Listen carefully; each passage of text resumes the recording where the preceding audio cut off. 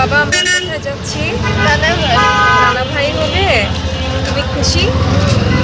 আচ্ছা দেখো আমরা যাচ্ছি নানা ভাইয়ের হবে না বাবা? জীবনকে এগিয়ে নেওয়ার জন্য তোমাদের সাথে কিছু কথা শেয়ার করি। আমরা প্রতিনিয়তই চিন্তা করি আমাদের জীবনকে এগিয়ে নিব, সামনের দিকে এগিয়ে নিব। আজ করব না কাল করব, কালকে থেকে ভালো হয়ে চলব, কালকে থেকে সব কিছু করব। কিন্তু জীবনকে এগিয়ে নেওয়ার জন্য এটা চিন্তা করতে হবে না যে কোনো একটা জাদুকরী মুহূর্ত আমাদের জন্য তৈরি হয়ে আছে, আমরা যে কোনো সময় সেই মুহূর্তের সময়টা বা সেই মুহূর্তটা পেয়ে যাব। এটা কখনোই ঠিক না। ছোট ছোট কিছু অভ্যাস আর মানসিকতার যদি পরিবর্তন করে নেই, তাহলেই দেখা গেছে আমরা জীবনকে সামনের দিকে এগিয়ে নিয়ে যেতে পারবো। প্রতিনিয়তই চিন্তা করতে হবে যেই মুহূর্তটায় আছি সেই মুহূর্তটাইকেই কাজে লাগাতে হবে। সময় কারোর জন্য অপেক্ষা করে না, সময় প্রতিনিয়ত চলমান।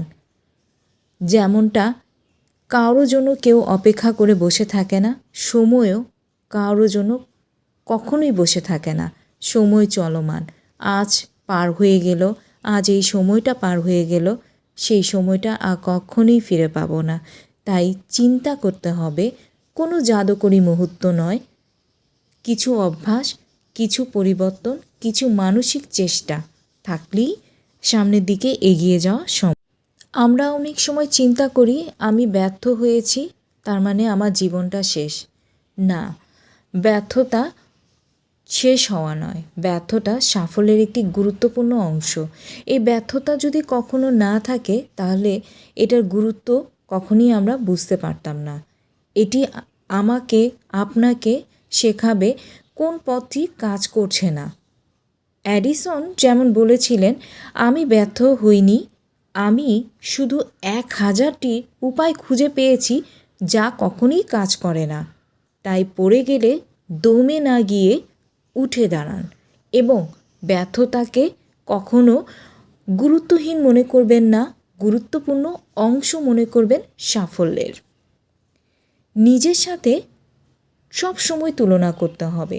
অন্যের জীবনের সাথে নিজের জীবনকে তুলনা করতে যেয়ে নিজেকে ছোট করে না দেখাই ভালো, কারণ নিজের তুলনা নিজের সাথেই করতে হয়।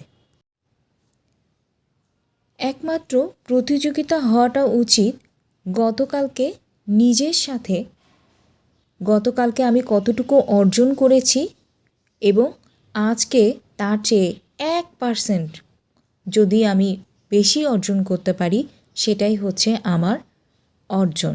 আমার নিজের সাথে নিজের তুলনা করা। তাই সাফল্যের জন্য অবশ্যই এই পন্থাগুলা অবশ্যই আমাদের মনে রাখা উচিত। ভিডিওটা যদি ভালো লাগে তবে অবশ্যই লাইক, কমেন্ট, শেয়ার করে এই ছোট্ট আপির পাশে থাকবে। আল্লাহ হাফেজ। বাই।